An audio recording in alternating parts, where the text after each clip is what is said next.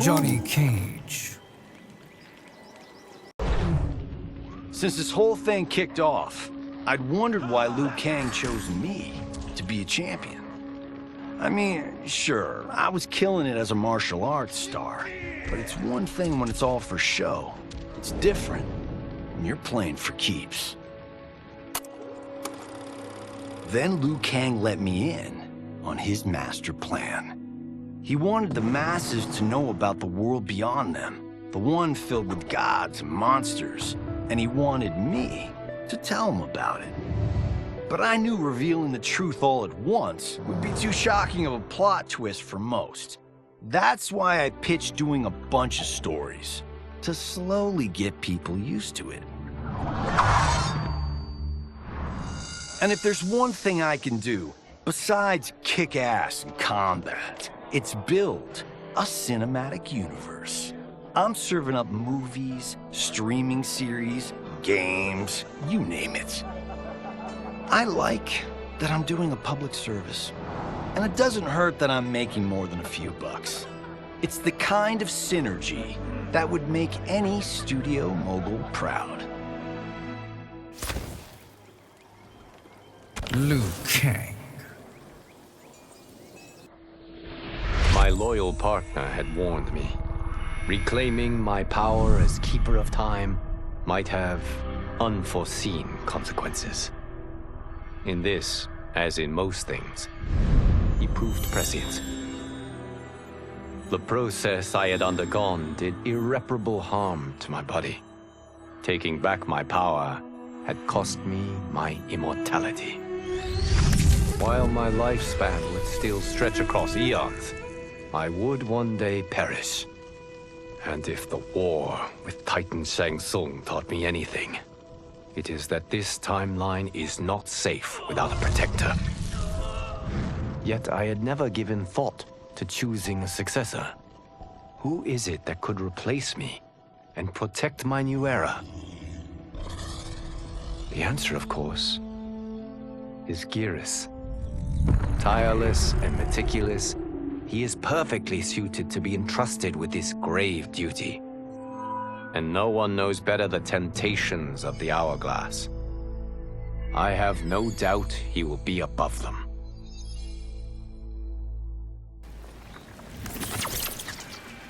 Raiden. Were it not for my godly counterpart, I would not have survived the battle against Titan Shang Tsung. Meeting him, though, raised questions. Why did I replace him in this new era?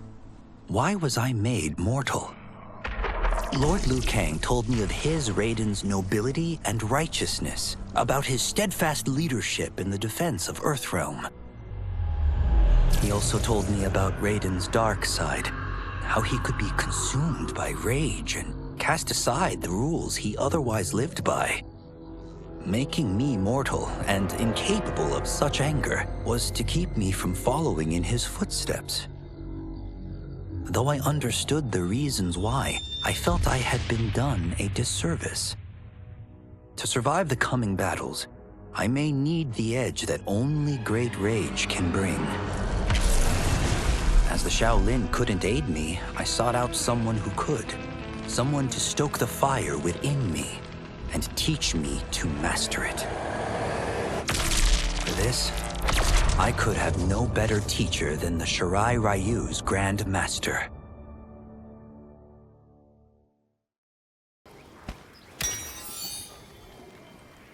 Kung Lao.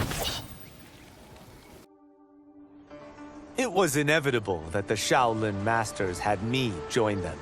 They knew just how much future initiates could learn from me. Shujinko was one of my earliest. His ability to absorb anyone's powers and skills was amazing. With the right training, he could become our greatest champion. I knew that I alone could give it to him. But as his proficiency grew, so did his ego. In love with himself and his power, Shujinko became a threat to the realms. He hadn't learned humility, because I wasn't the one who could teach it. I should have listened to Raiden's warning and not tried to train Shujinko alone. After he was subdued, Shujinko's accumulated abilities and memories were taken from him. He is once again a new initiate, ready to begin his training. This time, Raiden and I train Shujinko together. He will become the champion he is destined to be. And I will fulfill my duties, humbly and cooperatively.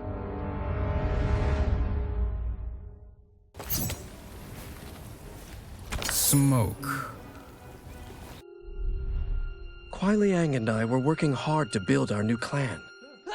But even with the help of his close friend Harumi, it was difficult.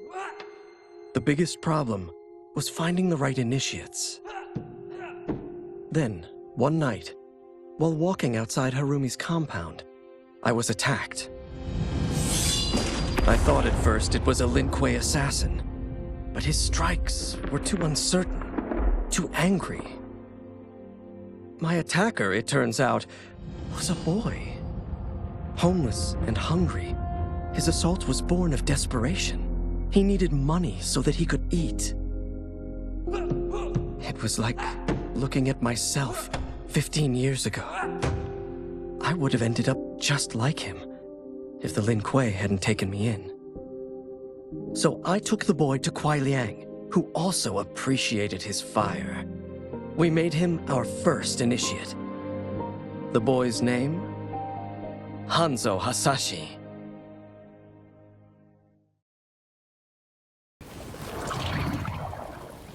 Reptile. After fleeing Outworld, I hadn't expected to return. But then I also hadn't expected the new Empress to make me an offer I couldn't refuse. To thank me for helping stop General Shao's rebellion, she asked me to be her emissary to the Zaterrans. Going home, bearing the seal of the royal house, I would show, once and for all, that my mutation wasn't to be feared. That it wasn't a source of shame. To my surprise, I was welcomed. But those warm smiles hid a dark secret. I stumbled upon a trove of official records, which showed that my shape-shifting ability isn't unique. Many Zaterrans are born with it, but are killed by their government to keep it from spreading. Who started this barbaric policy? Who is now enforcing it is unknown. But I will find out. And I will put an end to this madness.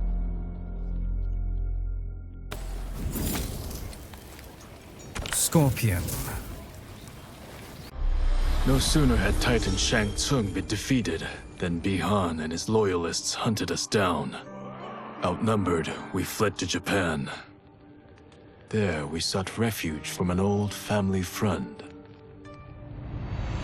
As children, we played together. But Harumi Shirai was a woman now, the head of her clan. Her strength, beauty, and intellect awed me. Also incensed by Bihan's betrayal, Harumi agreed to help me forge a new clan, one that would stand against him and defend Earthrealm. Her aid proved invaluable, and as time went on, we grew closer. To honor Harumi and pay respects to my new bride, I named the clan after her, calling it the Shirai Ryu. Now the battle against my brother begins in earnest. The Shirai Ryu won't rest until Bihan is defeated and the Lin Kuei's honor restored.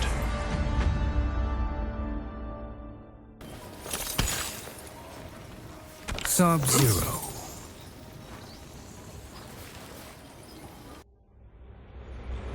I had broken the Lin Kuei free of Liu Kang's enslavement.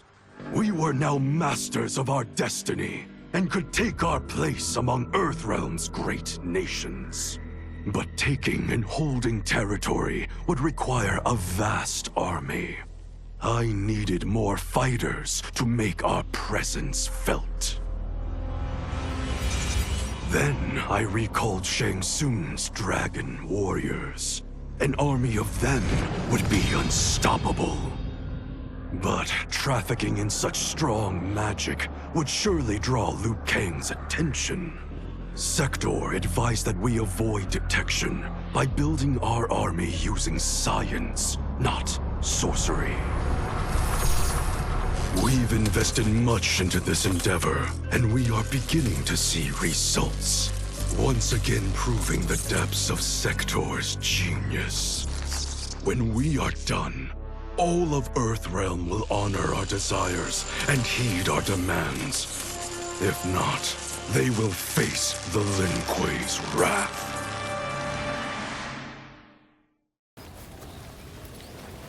Li Mei.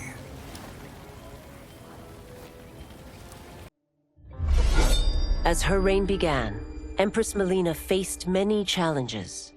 To meet them, she turned to the people she trusted. Her sister to lead her army, and me to lead her Imperial police. Though I missed Empress Sindel dearly, I was glad my ties with her family had been mended. But while it was an honor to be made responsible for Outworld's internal security, I soon realized accepting the appointment was a mistake. I'm not cut out to be a bureaucrat, nor am I patient enough to navigate the Imperial Court's politics. I was at my best patrolling Sundo's streets, when I could feel the city's pulse and serve and protect its citizens directly. That's why I resigned my post and resumed my role as Sundo's first constable. I end each day knowing I've made a difference.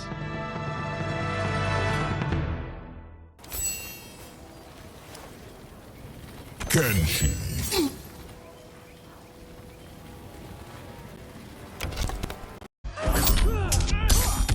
I wasn't looking for allies against the Yakuza, but I found one in Special Agent Jackson Briggs. He'd heard gangsters plotting to kill me on a wiretap and came calling, hoping I'd be his informant. We planned to part ways when we got the job done, but then Shang Tsung showed up to steal Sento. Needless to say, Jackson had questions. It blew his mind to hear that the stories in Johnny's movies were real. Once the shock wore off, Jackson quickly sized up the threats Earthrealm faced. To deal with them, he got his bosses at the FBI to form the Outworld Investigation Agency. When he asked me to sign on, I hesitated. After all, me? A government agent? But it's an important job. And more importantly to me, an honest living. Baraka.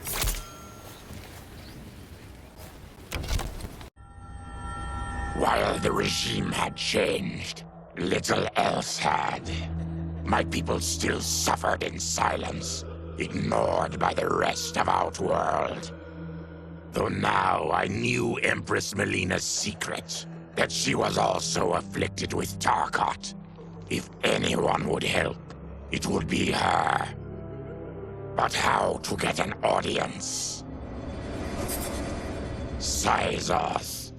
He was the Empress's new emissary to the Zaterrans. I asked him to introduce us. At great personal risk, he agreed. And as I'd prayed, the Empress was willing to meet.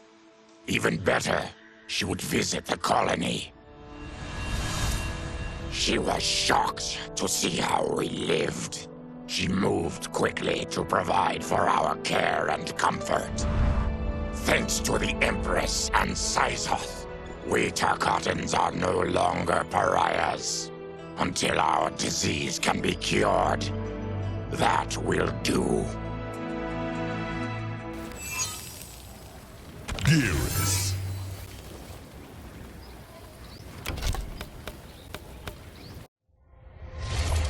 Though the barriers between timelines had been rebuilt, there was no question that they could again be broken. Protecting this timeline would require eternal vigilance, so that it could not fall victim to further outside aggression. But nothing in my countless lifetimes had prepared me for this task. In none of them had multiple timelines ever coexisted. Monitoring them for threats was an entirely novel problem. It would require a novel solution. I discovered that though the timelines no longer touched, their meeting had left them intertwined. I can now secretly surveil all timelines, keeping watch for potential danger. It pleases me to do this service for the new era. Lord Liu Kang may rest assured that it is secure.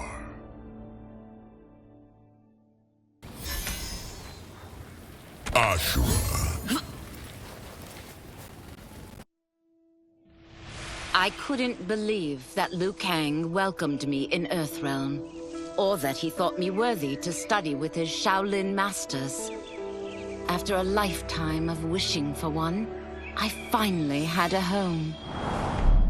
But my joy was tempered as I thought about Serena. My shadow sister was still under Quan Chi's yoke, and she deserved a life free of him as much, if not more, than I. Quan Chi and my other sisters proved tenacious, but they were no match for my blade. I snatched Serena from them. Then Liu Kang helped me break Quan Chi's spell. Her mind free of his influence for the first time in years, Serena chose to join me in Earthrealm. My sister and I once again fight side by side. Only now we do so for Earthrealm. Together, we have formed the Order of Light.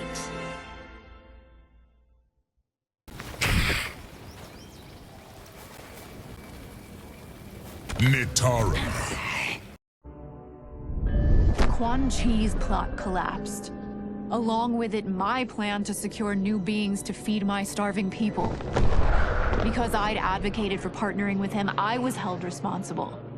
If I didn't seize for Viternus' new feeding grounds, the Coven would banish me.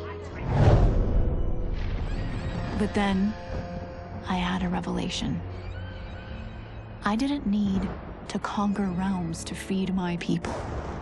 I simply needed to capture enough beings to breed them. Once they multiply, Viternus will have a limitless, renewable source of food. And I only need a few thousand to start. A number so small compared to the billions in the realms that no one will notice as people go missing. But it will be more than enough to establish our breeding stock and feed a ravenous Viternus.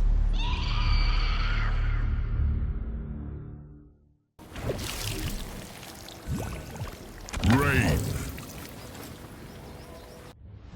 To elude capture by Empress Mileena, I joined Havoc's crusade in Sido. There I summoned more magic than I thought possible, and drowned out the old regime. Havoc's longed-for anarchy had been achieved. He was more than satisfied. But I was left empty and broken. Had I been satisfied as Outworld's High Mage, not let myself be tempted by Shang Tsung, a great city would not now lay in ruins. I've caused devastation, ended thousands of lives, all because of my blind ambition. I've betrayed my oath, my sovereign, and my realm. These high crimes merit punishment, and I'll accept whatever the Empress gives me. My only ambition now is to one day be forgiven.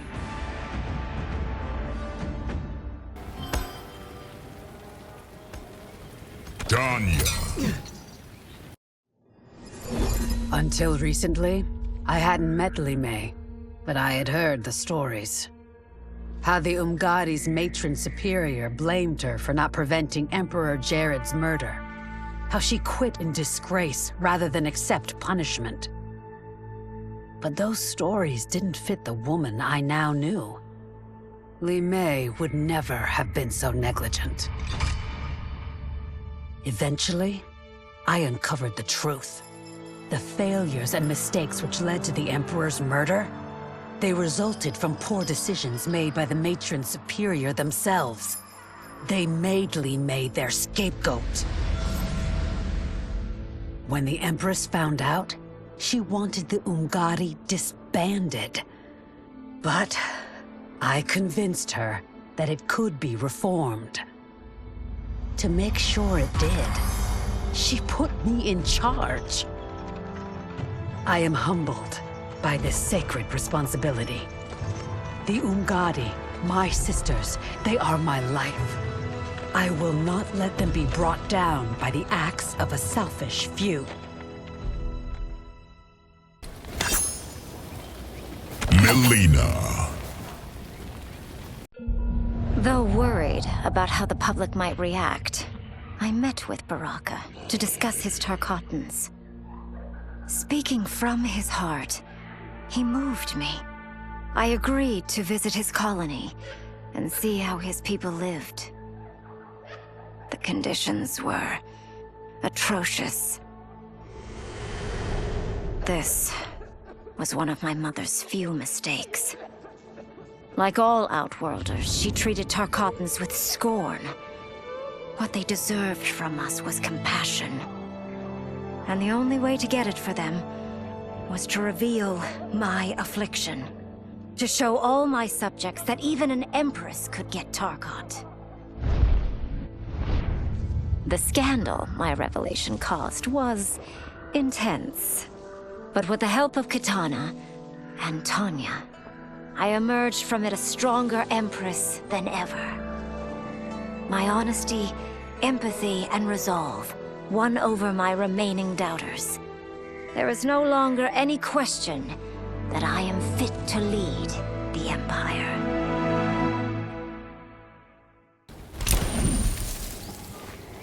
Kitana.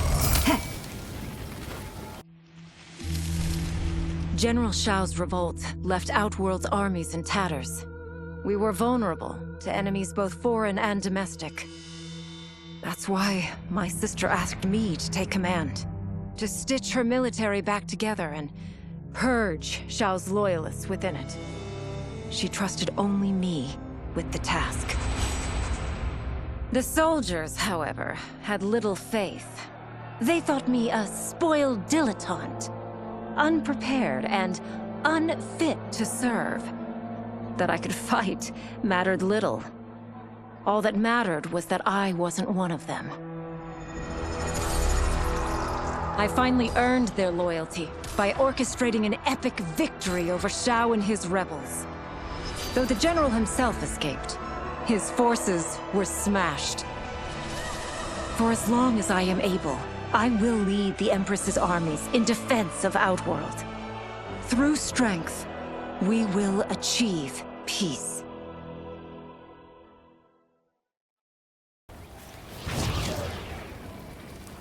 Shang Tsung. After escaping Lei Chin prison, I was hounded by the Imperial Police. I needed a place to hide and to recuperate while I plotted the best way forward. I knew the remote canton of my youth would be perfect. To escape capture, I traveled by sea. Little did I know that a gargantuan storm was brewing. My tiny craft was smashed apart. I closed my eyes, waiting to drown, hoping that the Netherrealm wouldn't claim my soul. But when I reopened them, I found myself not in hell, but on a deserted island. From its ruins, I could tell that great sorcerers had once lived there. In the caves beneath the ruins, I found what I can only describe as a well of souls. Once I learn how to wield its power, I will become invincible.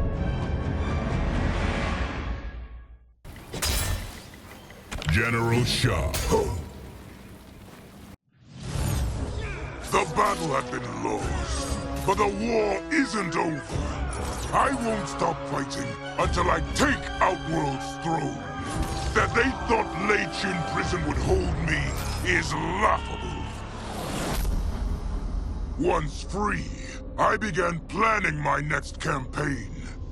I would need an unstoppable army to overthrow Mileena.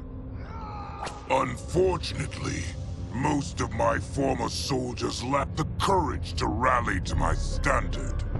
Rebuilding my army would require finding new recruits. And that task is proving easier than expected. Outworld's golden age has left more than a few behind. Without hope, without power, they eagerly heed my call to tear down Mileena's government. Sindel. As the darkness enveloped me, I took a long last look at my family.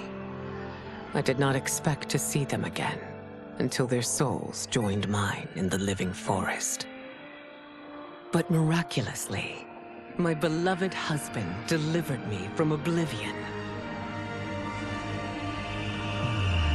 Though he couldn't save my body, Jared had preserved my soul. Like him and countless others, I am now a part of Ermac. Yet ours is not a peaceful repose. The collected souls within Ermac have their own needs and agendas. Before we can speak as one, we must first reach consensus. I had thought, as the former rulers of Outworld, I and Jared would hold sway. But here we are, two souls among many thousands, fighting for the right to be heard. And if there is one thing we do well together, it is fight.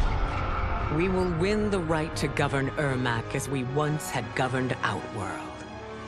And we will rule for the benefit of all.